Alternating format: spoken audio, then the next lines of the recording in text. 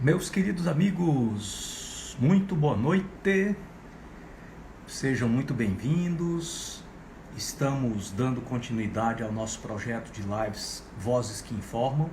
Para aqueles que já vêm participando desse projeto, meu muito agradecido, minha sincera e pública expressão de agradecimento, principalmente para aqueles que não só têm assistido, mas que também têm se engajado em compartilhar esse conhecimento com outras pessoas, compartilhar com outros amigos. Eu já peço, apertem aí no aviãozinho para compartilhar o conteúdo dessa live com o maior número possível de pessoas.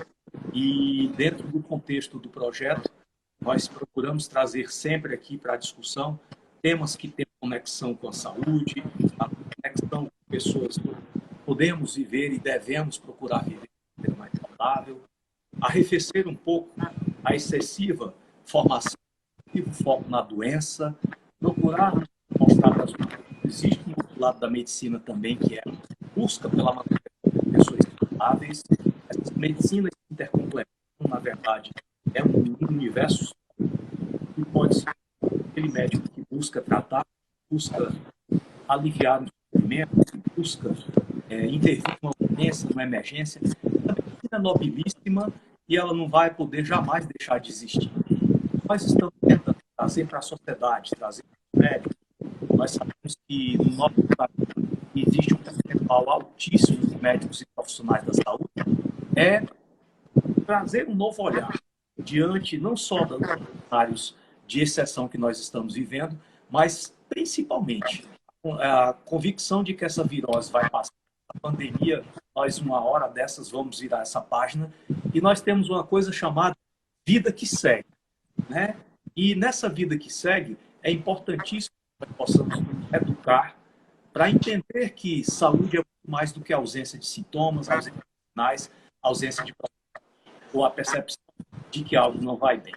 E para ilustrar e abrilhantar a noite de hoje, estou trazendo aqui, convoquei um amigo do peito, uma pessoa que eu tenho uma enorme admiração, foi um desbravador da introdução desse modelo de medicina no estado de Pernambuco, além das suas qualificações profissionais, ele também é músico, compartilhando o mesmo amor por um instrumento muito complicado que a bateria. É um batera aí, olha só, olha, eu tô humilhando aí, tá vendo? Então, é com muita alegria que eu recebo hoje o Dr. Carlos Baiman. Poderia falar muito aqui das suas qualificações profissionais e curriculares, mas para resumir e nós podermos otimizar o nosso tempo, Carlos Baiman é formado em medicina pela Universidade Federal de Pernambuco, em 1988. Depois, ele fez uma especialização primária em urologia e andrologia. Na sequência, buscou agregar informação, novos conhecimentos, passou por um processo de formação pelo Grupo Longevidade Saudável, foi um dos pioneiros na introdução desse modelo lá em Pernambuco. Depois procurou se qualificar também na prática molecular, buscou também formação em autoimunidade. Importante vocês entenderem, né? Saber aqui, todos que estão nos prestigiando, o Dr. Carlos Baia, um dos primeiros médicos brasileiros a introduzir o protocolo de Coimbra na sua prática tradicional. Há muitos anos que ele vem trabalhando com o protocolo Coimbra. E, Carlos, um prazer enorme, meu amigo, estarmos aqui juntos hoje, compartilhando um pouco do seu saber. Passo aberto para o seu boa noite. Professor, o senhor me resgatou. Eu vivia uma vida médica terrível. Eu era urologista há muitos anos e tinha um dia a dia muito rotineiro e eu costumava achar que eu mutilava muitos pacientes. Eu não fazia por mal, eu achava que o processo era esse mesmo. Quando eu fiz seu curso introdutório, que durou de quarta a domingo, na segunda eu fechei o consultório. Essa foi a grande diferença daqueles que ficam titubeando. Eu não titubeei, eu fechei. Eu vou atender as voltas, paciente de primeira vez, não vou atender mais, desmarca, dá para ir para outro médico. E os pacientes que são antigos, eu vou levando, introduzindo essa medicina. com 2 ou 3 meses, eu já não tinha convênio mais, porque eu não podia fazer uma medicina dessa, levando 2 horas de consulta e recebendo um valor irrisório que o convênio paga. E eu estou nisso há 8 anos. E, com certeza absoluta, eu fiz outro curso de medicina. Eu sou outra pessoa. Eu sou outra pessoa. A minha família é diferente. A minha família tem saúde. O meu pessoal tem saúde. Os meus pacientes têm saúde. E eu consigo enxergar isso de uma forma que engloba muita gratidão, porque você cutucou a gente violentamente aqui. Eu fiquei impressionado na primeira aula, que com 2 horas de aula, a gente tinha, sei lá, 10 ou 11 horas de aula por dia. Com 2 horas de aula, metade da turma estava em coma, cansado. E você lá na frente disse assim, gente, eu já saí daqui do hotel, já corri 10 quilômetros, e você deu a aula do primeiro minuto ao último minuto em pé, não sentou uma vez. Eu disse, poxa, esse cara tem alguns anos a mais que eu e eu estou ferrado aqui. Então, a partir daí, eu comecei a estudar muito. Eu não paro de estudar mais. Tive a sorte de conhecer o Dr. Cícero Gale Coimbra, que me colocou nessa rota da autoimunidade. E, a partir daí, a minha vida tem mudado. O paciente passou a ser o foco principal. Eu não sou mais um rei, eu não sou mais aquele cara que detém todo o poder. O poder está democratizado, sabe? Não há como fugir de paciente de Google, entendeu? E nem sempre é ruim para mim, eu acho até bom, é um desafio. E eu estou pronto aqui para dar a minha humilde contribuição, fazer um voo panorâmico aqui sobre essa parte de imunidade e vitamina D. Beleza. Como é que está a qualidade da sua recepção aí, Carlos? Está boa? Tá boa. Tá boa, né? Tá bom. Estou um pouco preocupado porque está dando interferênciazinha aqui. De vez em quando, mas muito pouco. Com algum problema aí, vocês me falam que eu vou tentar ver se há alguma interferência com o notebook que está aqui próximo, para a gente conduzir mais ou menos a discussão. Hoje nós temos um tema importantíssimo para tratar com vocês, que é a imunidade.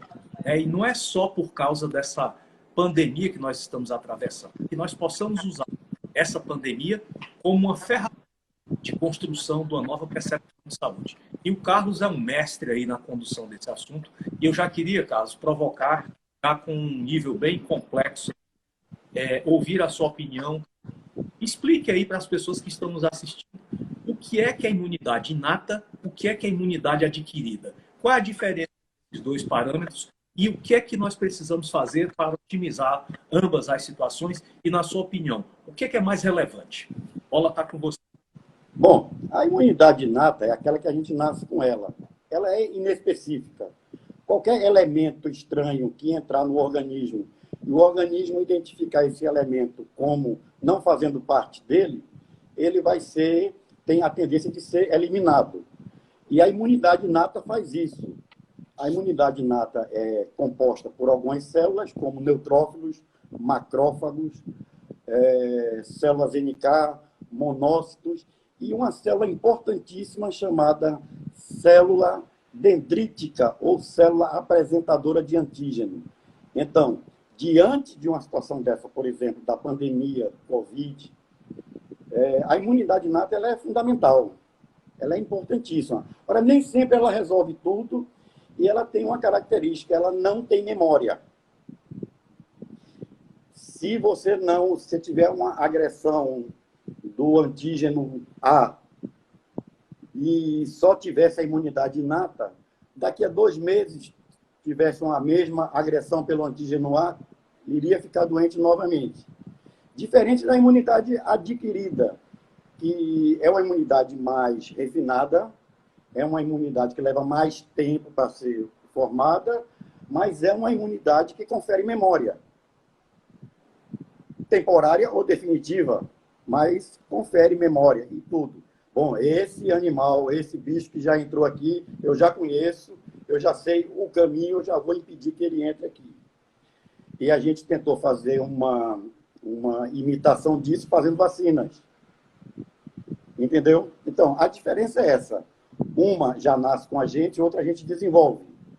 Uma não tem memória e ela é muito rápida, ela é imediata, e a outra leva alguns dias para formar os anticorpos que vão defender a gente numa segunda infecção.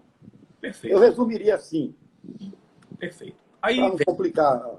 dentro desse contexto, e principalmente pelo momento que nós estamos atravessando, nós percebemos nitidamente, quando lemos as ações que as nossas autoridades, os nossos pesquisadores em saúde, os nossos cientistas estão aí se esforçando para trazer respostas para essa pandemia, o que a gente vê muito, Carlos, é uma busca por algo externo que possa trazer a ativação dessa tal imunidade adquirida, né? Então, a gente olha, o medicamento é cloroquina, é hidroxicloroquina, é um antiviral, é uma vacina que estamos aí ansiosos para obter, né? O mundo está sonhando em que momento vai chegar essa vacina. Então, essa cultura das vacinas, ela é uma cultura que tem até um certo ponto uma notória importância para a saúde humana, mas a partir de um ponto a gente começa a perceber uma certa distorção dos objetivos iniciais e uma certa perversão do conceito. Hoje,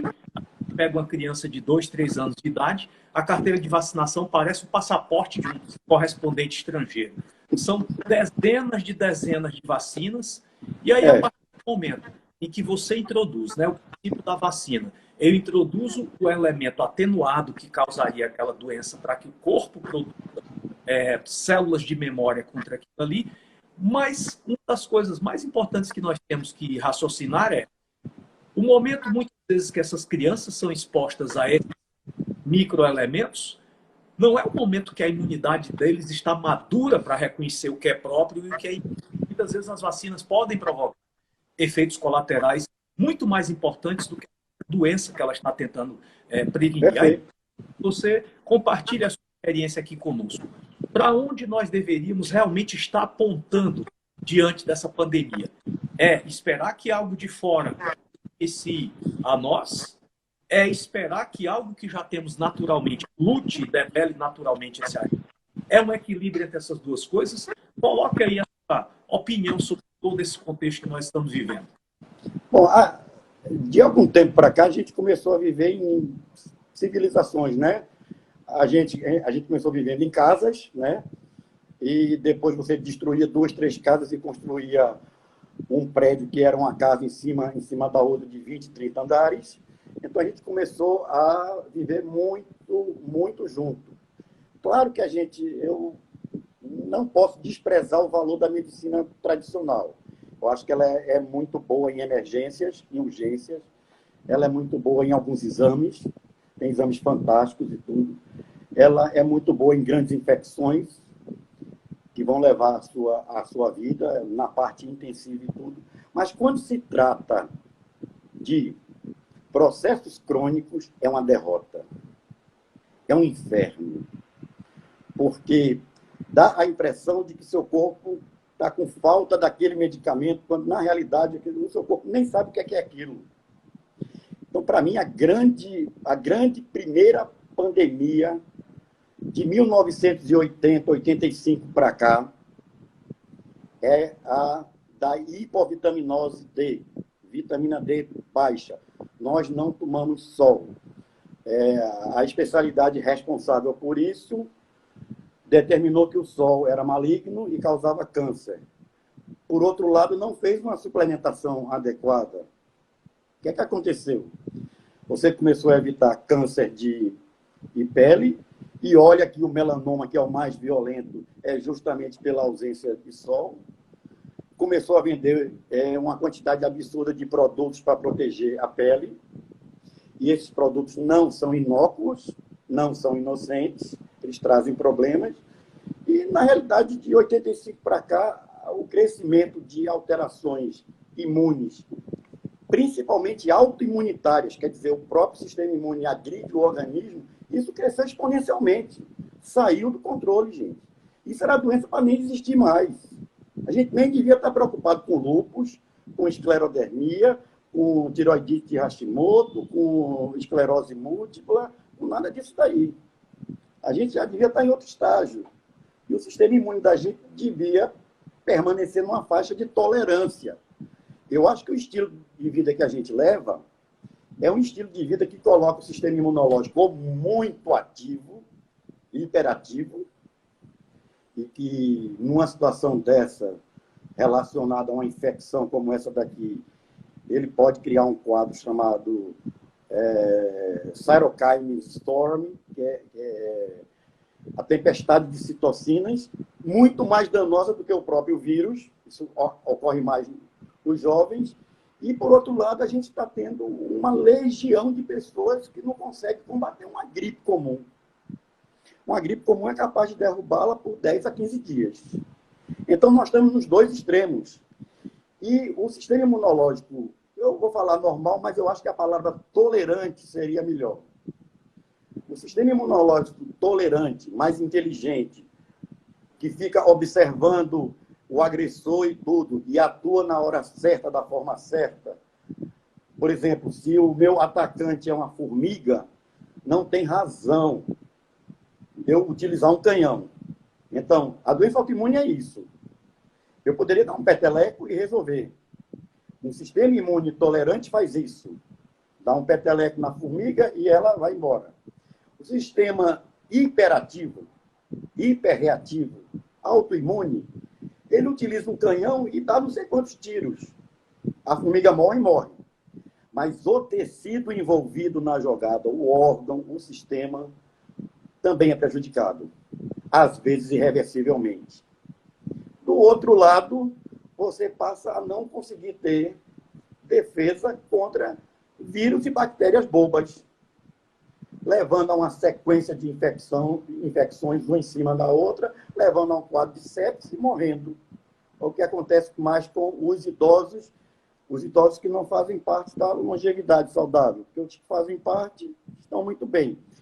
Eu gostaria de dizer, eu tenho uma mãe de 90 anos que tomava, 8 anos atrás, tomava 9 ou 10 remédios e hoje ela não toma nenhum. 0. E ela mora só. Então, ela é uma idosa que talvez, ao pegar Covid, ela tenha a capacidade de reagir bem. Eu não estou garantindo, mas eu estou dizendo que eu consigo enxergar a coisa nesse nível. A grande mudança da minha vida foi vitamina D. E falar de sistema imune sem falar em vitamina D, que não é uma vitamina, para mim não tem sentido nenhum. Essa é a minha posição hoje. Dentro do que você nos explicou, né, o sistema imune normoreativo, hiperreativo, hiporreativo, vamos entrar agora dentro da seara, que é a praia que você nada muito bem, né? Uma das praias que você nada muito bem. Explica aí para nós o que é realmente a vitamina D, que molécula misteriosa é essa? Ela foi descoberta lá no início do século XX, naquela época não existiam técnicas de biologia molecular para saber realmente que molécula era aquela, e aí se precipitadamente batizou de vitamina. Depois de alguns anos viu-se que ela tinha uma estrutura molecular de um hormônio esteroide, e hoje parece, né, Carlos, que a coisa é muito mais complexa do que um hormônio. Se não é uma vitamina, parece que também não é um hormônio. Vitamina D parece que é uma espécie de uma molécula reguladora universal. Explica aí pra gente o que é realmente essa tal de vitamina D. Pois é. É uma pergunta ótima, porque eu fico até com brilho os olhos, porque eu acho uma substância fantástica. Eu estou para ver qualquer substância que chegue perto dela hoje em dia. Não sei se é porque eu estou apaixonado por ela e tudo. Mas ela deriva do colesterol. O colesterol que não é esse vilão que a gente pensa. Não é mesmo. Então, o colesterol existe na pele. Então, normalmente, o sol tem raios ultravioleta A, ultravioleta B e ultravioleta C. Ultravioleta C não chega aqui na crosta. Tem ultravioleta A, que é bem de manhãzinha e no finalzinho à tarde. E no meio do dia, entre 10 e 13 horas, entre 10 e 15 horas, tem os raios com ultravioleta B, que são esses raios que tocam no colesterol da sua pele. E se for uma pele branca, em 15 minutos ele é capaz de produzir de 10.000 a 25.000 UI de vitamina D. Trabalho científico, não é chute. numa pele branca, quase transparente, 10 minutos é capaz de produzir até 25 mil I de vitamina D. Então, essa dose que existe aí de 200 UI, ou 400 UI, ou 1000 I, ou 7000 I por semana, ela é ridícula. Ela não acompanha a fisiologia de maneira nenhuma. Quando esse raio bate, o colesterol vira vitamina D, essa vitamina é inativa. Ela é chamada de D3. D3 é a vitamina que existe nos animais. D2 é a vitamina D que existe nas plantas. Serve para a gente, mas ela é muito fraquinha. Existe a vitamina D1, D4 e D5, que são vitaminas assim, de baixa potência e de eliminação. Por exemplo, se você passar mais do que 15 minutos no sol com a pele muito branca, sua pele vai parar de fabricar. Ela sabe que tem um determinado momento que tem que parar. E para. Então, são transformados nessas formas menos ativas que são eliminadas. E veja o nome colecalciferol. Cole vem de vesícula, vem de bile. Colédoco, colecistite, colecistectomia. Então, é uma vitamina, é uma substância multifuncional que o seu excesso é eliminado pelo sistema digestivo. Então, essa história de que a vitamina D acumula no organismo, isso é balela, é papo furado, senão eu estaria intoxicado há muito tempo. Eu tomo há 8 anos. Então, peraí, deixa eu levar uma bola aqui sem querer provocar ninguém, mas apenas para trazer uma linha de raciocínio lógica para as pessoas que estão nos assistindo. Você está me dizendo que a medicina vem defendendo há muitos anos um modelo onde a gente suplementa 400 unidades de vitamina D para evitar raquitismo, 200 unidades para evitar osteomalácia e 15 minutos no sol nós podemos chegar a 25 mil. Então, peraí, se uma dose de 25 mil é tóxica, e esse conceito de que vitamina D é um elemento tóxico, a conclusão que nós temos que chegar é que o sol está errado e nós vamos ter que apagar o sol. É mais ou menos isso aí, Carlos? O sol está errado. Pois é, veja bem, sempre tem muita coisa que é meio termo e tem muita coisa que você tem que tomar uma posição, um lado. Outras coisas tem que ser meio termo. Se você começar a tomar 3 gotinhas de água por dia, em 4, 5 dias morre. Mas se você também tomar 20 litros de uma vez, vai alterar tanta osmolaridade do seu sangue que suas hemácias vão romper. E você morre também. Então, tem um caminho do meio. Você vai levar o seu menino à praia, não lambuza ele em casa, não. Leva ele, deixa ele brincar uns 15 minutos ali, depois você lambuza preferencialmente com um protetor de barreira, que não penetre na pele, que não leve substâncias disruptoras para dentro do organismo. É claro que não tem nada errado isso não, mas se você perceber, eu não sei muito se a gente é daqui, desse planeta, não. Porque a gente é fraco de chuva, não aguenta. Quando está quente, não aguenta. Fica doente fácil, certo? A gente reclama demais e tudo. Parece que a gente não está num ambiente muito adequado. Agora, eu garanto a você que o sol faz um equilíbrio muito grande, não só na vitamina D, mas no ciclo sono-vigília. E o sono é um dos maiores reparadores do organismo, inclusive do sistema imune. Perfeito. Então, realmente, essa dose de 400 do isso aí não faz o menor sentido. Isso precisaria... Eu acho que existe um certo medo de que, de repente, essa dose sobe, começa a curar muita gente, aí vai ser um problema. Vai ser ruim para os negócios. Vai ser ruim para o business da doença, né?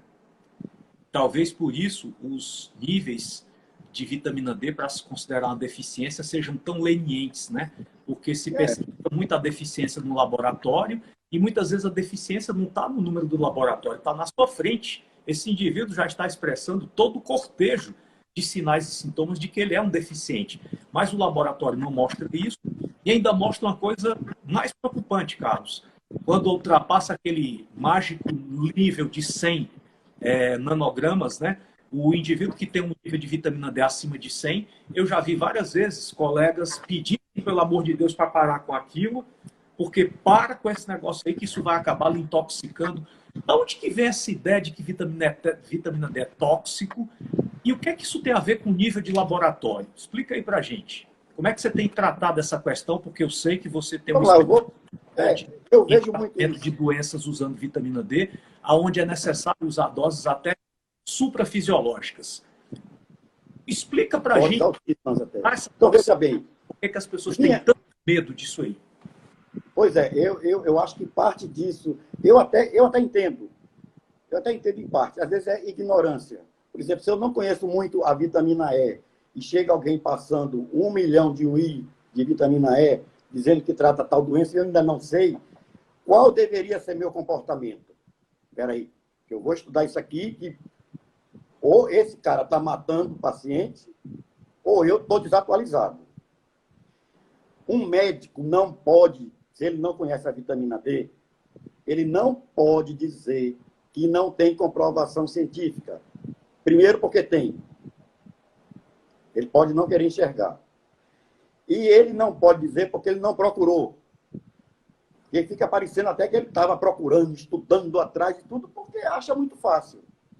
Acha milhares e milhares de artigos. Eu estou aqui com 19 artigos sobre vitamina D e Covid produzidos nesses últimos 2 meses. 19 artigos. Claro que eu não vou falar sobre eles aqui, mas, para não sair desse assunto, o médico não pode. Então, o que é que ele deveria fazer? Pega o telefone, eu estou à disposição sempre do telefone, colega, o paciente está com nível muito alto aqui, tudo, não estaria na hora de parar, não, então eu explicaria para ele como eu já fiz uma vez só. Só um ligou para mim até hoje, em 8 anos. Minha esposa faz 10.000 I por dia e o nível dela é 168, 174. Foram os 2 últimos, fazendo 10.000 I por dia. Você encontra pescadores que têm esse nível sem tomar vitamina D. Então, parece que tem alguma coisa errada. Por outro lado, também, tem gente que pode se intoxicar. O interessante é que eu já atendi no protocolo Coimbra, onde eu uso doses altas de vitamina D para doenças autoimunes. Já atendi mais de 3.000 pacientes em 7 anos. Eu nunca vi uma intoxicação. Eu nem sei dizer como é. Agora, a explicação eu posso dar. Essa vitamina D que foi formada, vitamina D3, ela é inativa. Ao entrar na corrente sanguínea, ela vai chegar no fígado, e no fígado ela vai ganhar um oxigênio e um hidrogênio, no carbono 25. Tem uma enzima que vai colocar um oxigênio e um hidrogênio no carbono 25, e ela vai virar 25-hidroxivitamina D, ou 25-OH vitamina D. Essa vitamina é a que a gente mede no sangue. Por quê? Porque ela é mais estável e ela tem um custo barato. Mas ela continua inativa. Então, é baseado na inativa que vai se dizer se tem intoxicação ou não. É meio complicado, porque eu precisaria saber se essa inativa está virando completamente ativa. E a molécula ativa só se forma quando essa vitamina 25-hidroxi-D3 ela passa nos rins ou ela passa nas células do sistema imune. Aí ela ganha mais um oxigênio, mais um hidrogênio, só que desta feita no carbono 1. Aí vira 1,25 de hidroxivitamina D, ou calcitriol. Esta é a vitamina ativa, e é essa que pode intoxicar.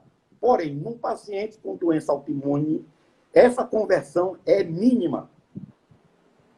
Por exemplo, o professor Rachid toma 10.000 de vitamina D, forma 10.000 de 25-hidrox, depois forma 10.000 de 1,25 de hidrox, que é a forma ativa. Mas fulano toma 10.000 de vitamina D, converte para 10.000 de 25-hidrox, porém, na hora de ir para a forma ativa, ele só converte 1.000. Então, na prática, ele está tomando só 1.000 UI. E esse 1.000 UI não vai regular o sistema imunológico dele, deixando na faixa tolerante ou normoativa. Nas doenças autoimunes, se tem que usar um protocolo de doses muito mais elevadas para que essa resistência, essa baixa conversão que o doente tem, produza um nível mais próximo do nível fisiológico. Carlos, eu me divirto muito com essa história de tudo que a gente faz aqui nesse movimento. Os colegas que não procuram entendê-lo antes de criticar, falam que não tem fundamentação científica. E aí, para o seu deleite, eu sei que você vai adorar essa parte, eu estou ministrando esse final de semana o 104º curso introdutório às ciências da longevidade. Esse curso vai, pelo momento atual, acontecer pela plataforma EAD. As aulas ocorrerão sexta, sábado e domingo. As pessoas estão gostando muito do formato. Nós temos uma plataforma muito robusta, que é o Canvas, utilizada pela Universidade de Stanford, utilizada pela Harvard University. Então, tem um nível de satisfação muito elevado. E como você me conhece há muito tempo, sabe como eu sou zeloso com essa questão da atualização da informação. E a despeito do que nós estamos falando aqui, não tem evidência científica, mas não sei de onde eu consegui a mágica. Fiz uma pesquisa no Medline, no Google Scholar e no Scopus, só para você ver aqui. Sobre vitamina D, esse é o número atual, é o dia 14 de maio de 2020. 7.517.000 estudos científicos sobre vitamina D. E aí, precisa provocar naqueles que discordam dessa falta de evidências científicas, é que eles mostrem 7 milhões de trabalhos dizendo que isso não funciona. Porque 7.517.000 trabalhos indexados atestando impressionante. Contestavelmente o papel absolutamente vital da vitamina D na vida humana.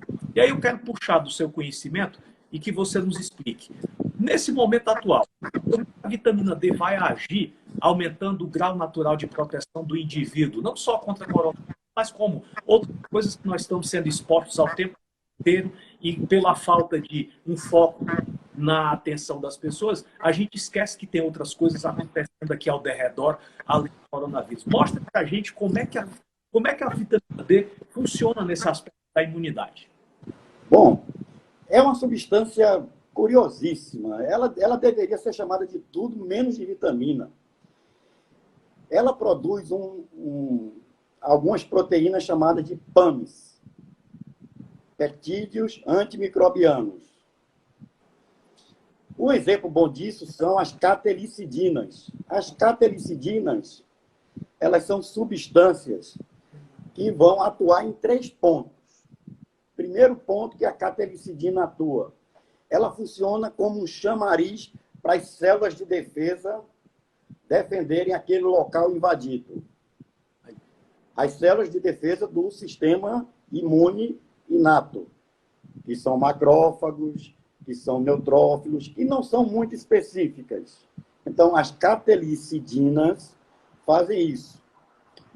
E uma dessas células que ela chama é a célula chamada apresentadora de antígeno, também conhecida como célula dendrítica, ou célula de Langerhans. Essa célula vai pegar o inimigo e vai levar para um linfonodo, um gânglio linfático, que a gente tem aqui, consegue palpar alguns aqui, ou virilha. No corpo tem 500, 600, profundos e superficiais. Um linfonodo é um local de encontro entre o agente agressor e um linfócito do tipo T. T porque ele é fabricado na medula óssea, mas é ativado no timo, uma glândula que tem aqui atrás do externo. E o linfócito T da forma naive, ou ingênuo. Aí esse linfócito vai entender que existe um agressor.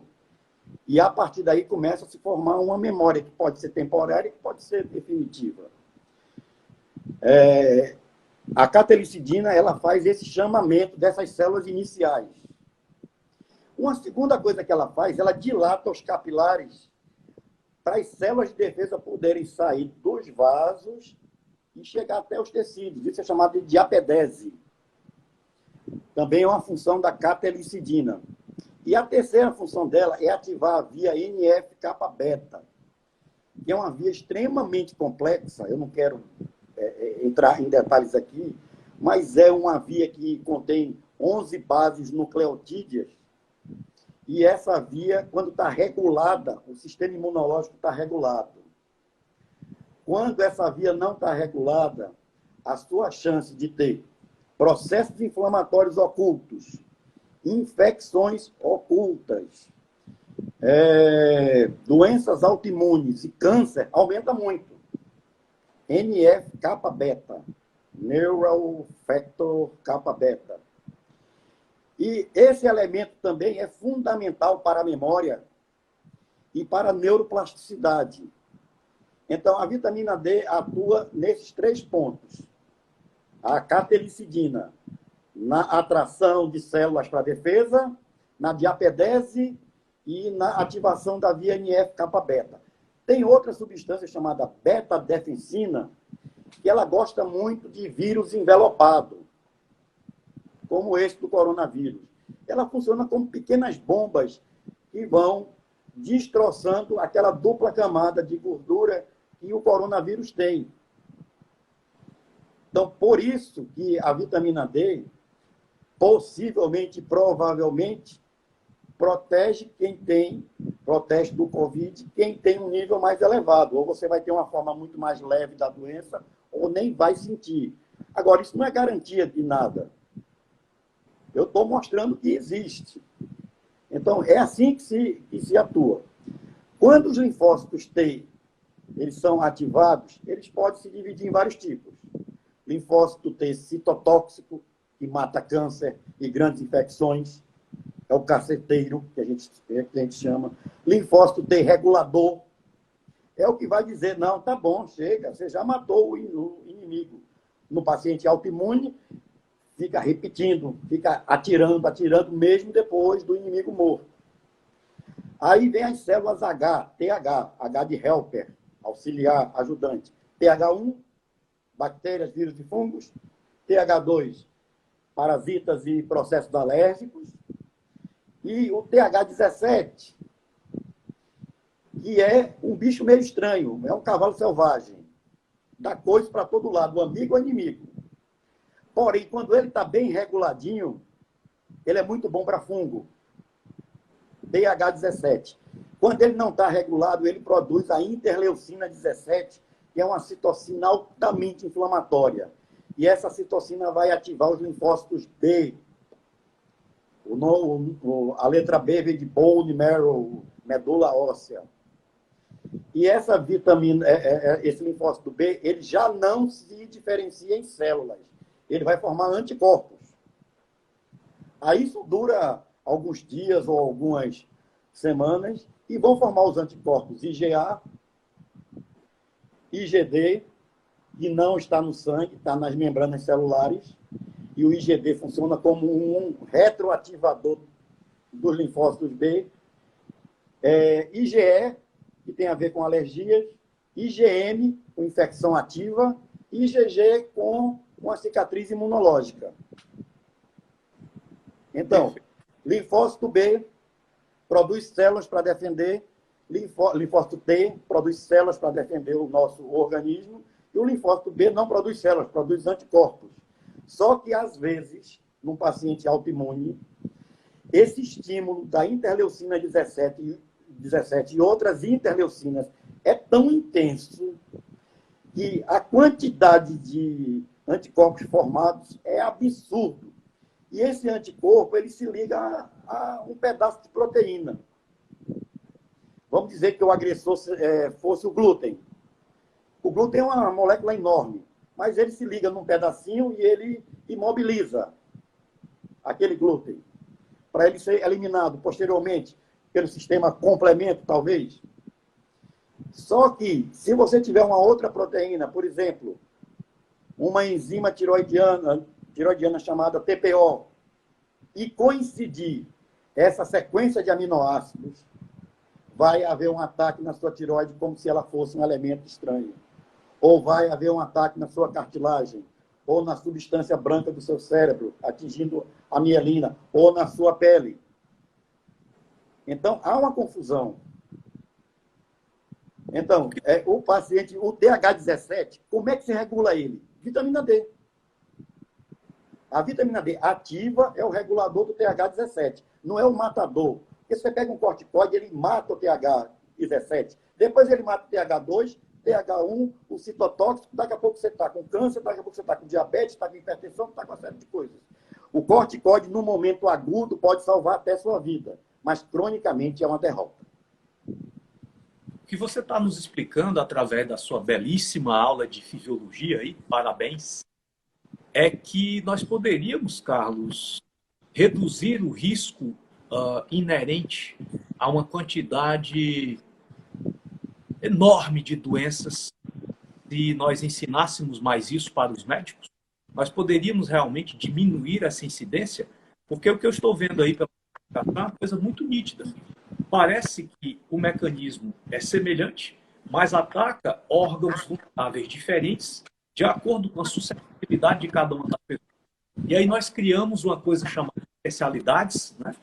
Aonde um problema no ouvido pode estar tendo a mesma origem de um problema no coração, que pode estar tendo a mesma origem do problema intestinal, a mesma origem do problema neuronal, a mesma origem do problema alérgico, e nós criamos essas capitanias que fragmentaram o conhecimento e muitas vezes e que não se comunicam. A noção do todo. Chegado o momento, na sua opinião, de nós resgatarmos essa integração do conhecimento, porque como é que você vê isso aí? Onde é que cabe, né? Ou até que ponto o especialista pode julgar ou auto-justificar que não tem nada a ver com aquela história, porque não é da especialidade dele? Até onde esse raciocínio é cabível, até onde ele é injustificável? Pois é.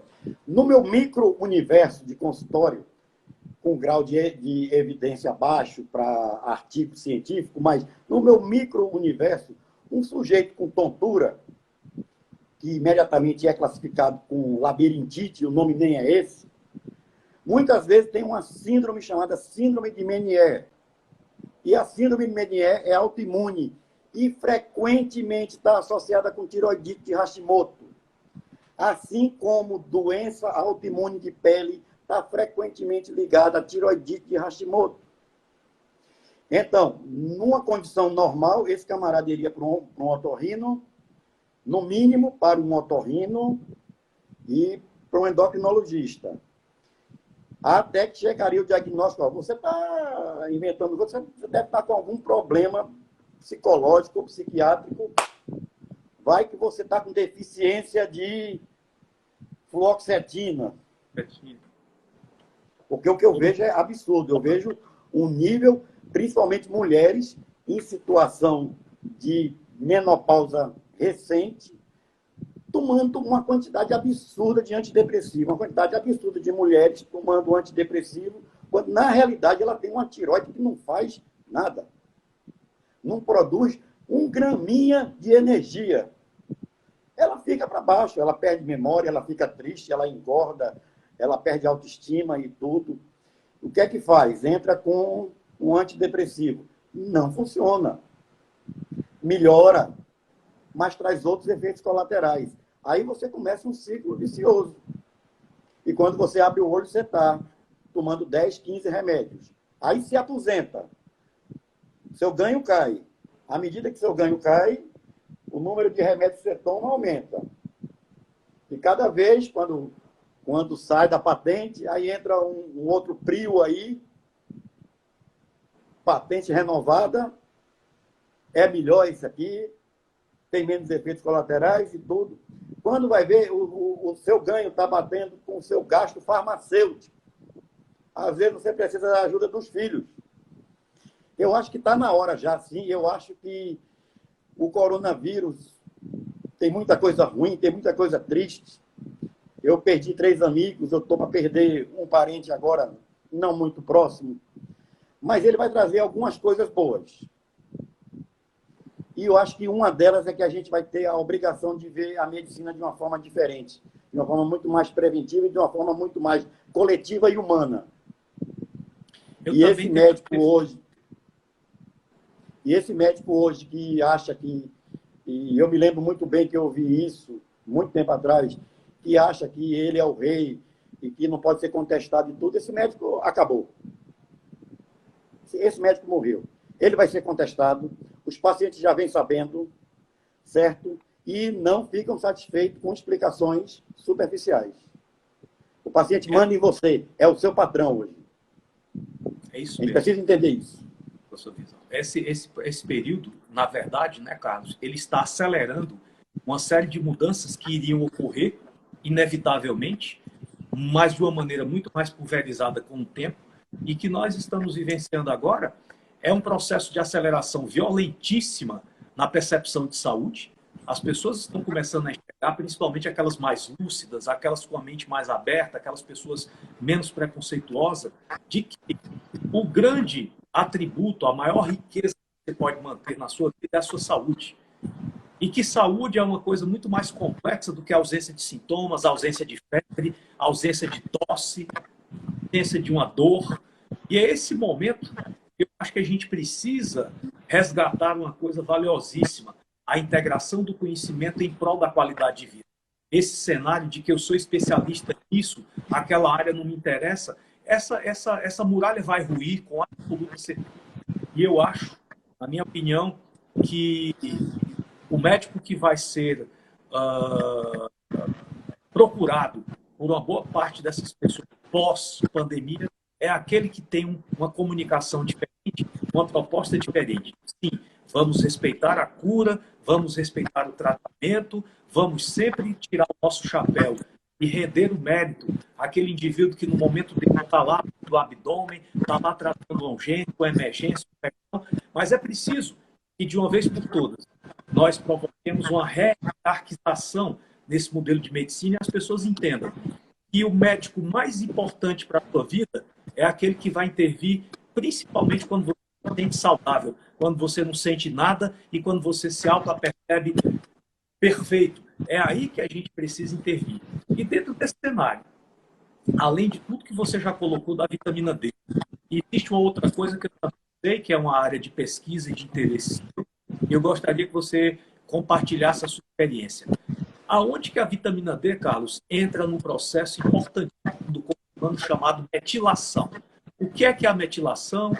Qual é a correlação disso com neoplasias, com câncer, com doenças? Explica um pouquinho para a gente entrar na nossa parte final. Muitas perguntas chegando aqui. Você está longe de imaginar como você está popular nessa live, viu? Eu já estou tendo aquela dificuldade de manusear aqui tantas perguntas, mas nós vamos tentar deixar pelo menos os 10 minutinhos finais aí para interagir com algumas perguntas interessantes que foram feitas. Usa aí um pouco desse tempo para explicar para a gente o que é essa metilação e como a vitamina D tem um papel central na regulação desse processo.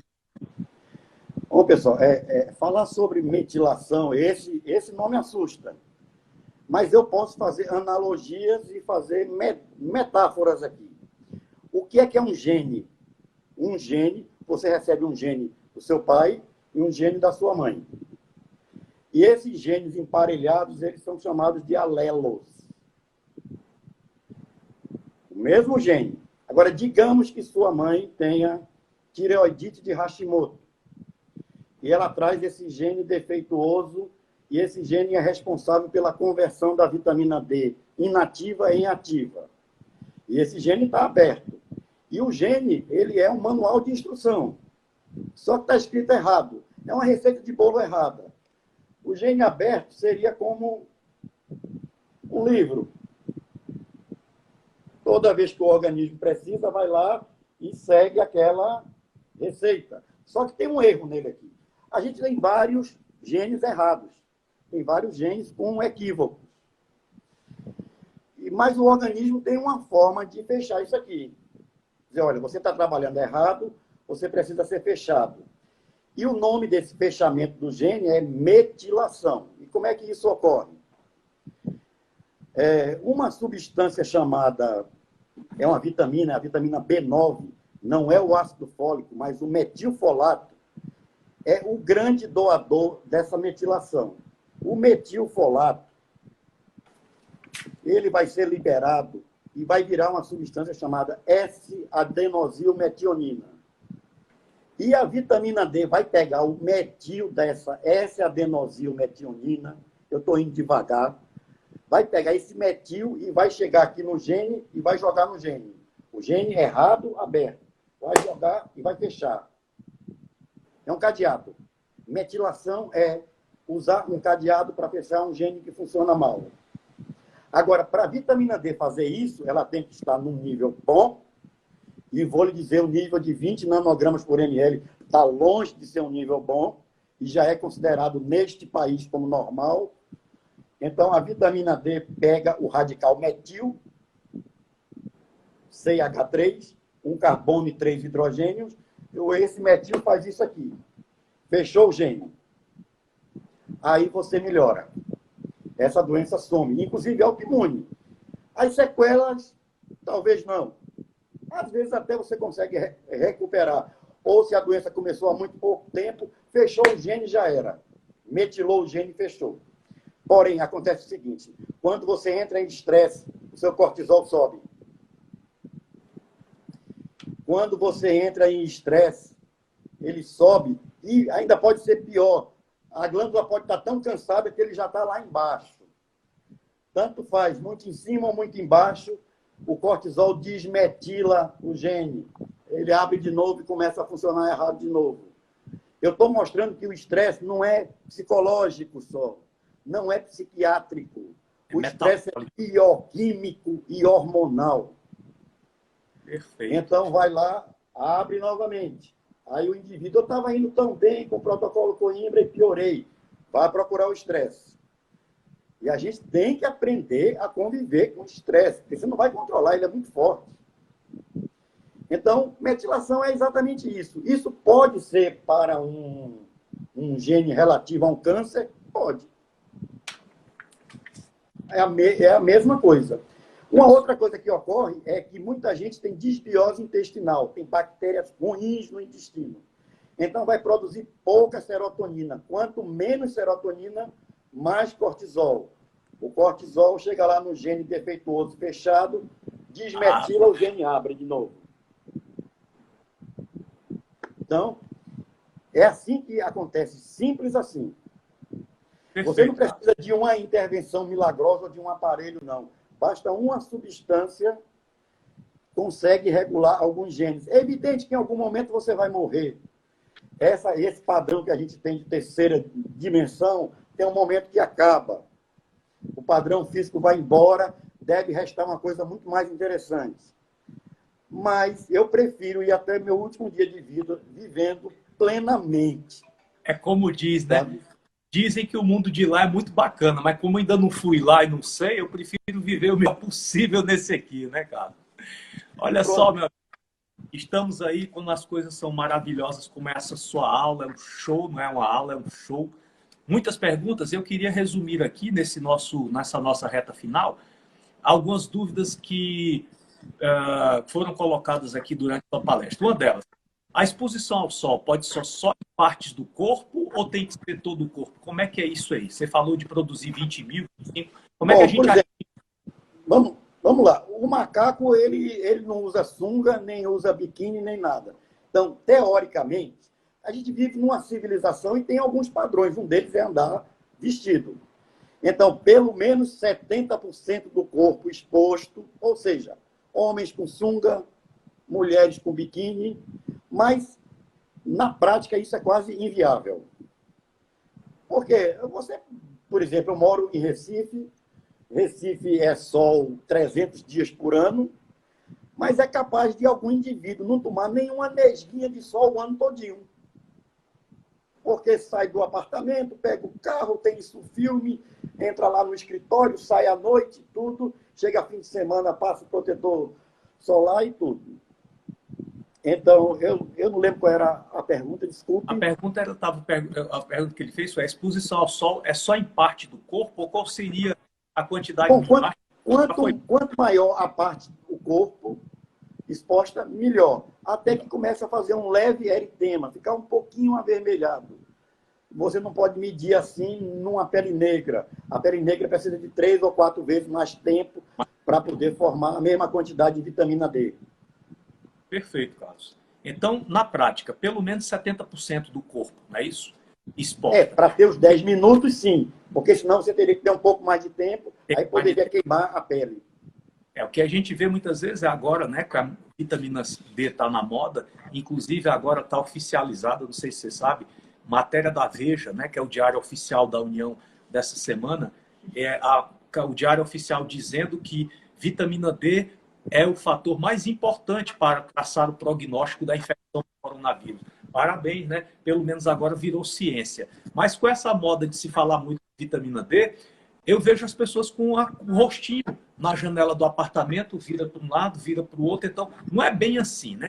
Tem que expor uma área maior do corpo para que haja uma cobertura necessária antes que você torre o seu rosto, porque está expondo uma área de pele pequena. Aí a outra pergunta muito parecida com essa aqui, ele diz, qual o parâmetro para saber se o calcitriol está acima do desejado? Como é que a gente sabe que tem demais? Eu acho que você já explicou. Fácil. Mas é muito fácil. Veja bem, o calcitriol é uma molécula muito instável. Se você medir 10 vezes no dia, ele vai dar 10 resultados discrepantes. A melhor forma de saber se seu calcitriol está bom é o seu PTH está baixo.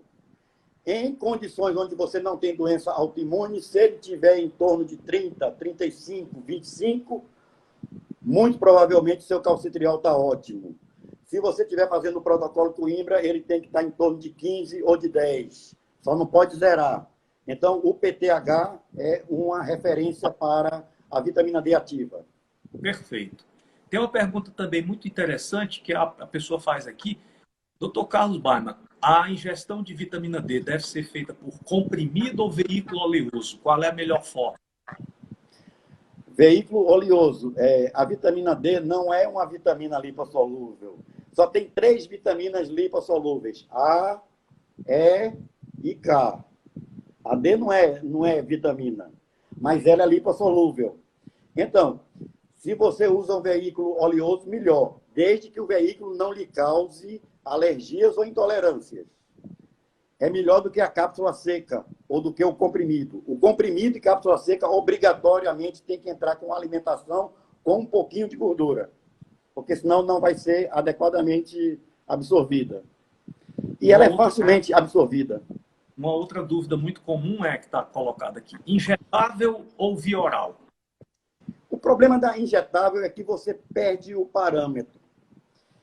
Você faz injetável em condições mais urgentes. Por exemplo, você está numa situação onde você quer, o nível está baixo demais e você sabe que fazendo 600 mil injetável, esse nível que estava em 5, ele vai chegar a 25 no máximo, pela experiência. Então, você conseguir rapidamente atingir um nível alto. Mas se você precisar baixar, como é que você vai baixar alguma coisa que você injetou? Se eu estou tomando a cápsula diariamente, eu posso... Não, está muito alto, eu posso parar. Eu vou parar 15 dias aqui. Mas o injetável está injetável. Está injetado. E outra coisa, a vitamina D, por exemplo, eu vou tomar 70 mil uma vez por semana, que é a mesma coisa de 10 mil por dia. Não, não é. Você vai ter 2 dias de pico e vai ter 5 dias com a vitamina D bem mais baixa. Não é a mesma coisa. Então, o melhor esquema é a dosagem regular. Diária. Perfeito, Carlos. Meu amigo, nós estamos chegando aqui nos 2 últimos minutos dessa fantástica live. Eu tenho certeza absoluta, pelo nível de interação aí do grupo, que você realmente excedeu nas expectativas, tá? Muita gente aqui tecendo elogios, parabéns. Aqui não para de subir coraçãozinho aqui, você precisa ver como a bagunça está generalizada aqui, você está provocando a polvorosa do bem. Genial, sensacional, maravilhoso. A minha gratidão, tá? Muito obrigado pelo seu tempo, muito obrigado pela sua generosidade. Eu queria um minuto só. Os nossos telespectadores, que essa live ainda permanece 24 horas lá no Stories, né? Para quem não pôde assistir, divulgue aí para os seus amigos essa aula fantástica do Dr. Carlos Baiman. Me dê um minutinho aqui. Deixar aqui o último minuto para você, tá? Não, é simples. Eu estou tentando fazer uma palestra no YouTube, um webinar, e eu preciso, pelas regras do Covid, eu preciso ter mil seguidores. Eu abri agora. É o canal Carlos Baiman. Tá. Eu não coloquei nada além disso, não. Canal Carlos Baiman. Eu estou com 900 inscritos que eu consegui nesses últimos dias. Então, rapidinho. É pouca gente, mas eu quero chegar a 1000, porque o YouTube só libera essa webinar para o próximo sábado se eu chegar a 1000. Eu chegando a 1000, eu posso fazer essa palestra sábado, agora dia 16, às 17 horas.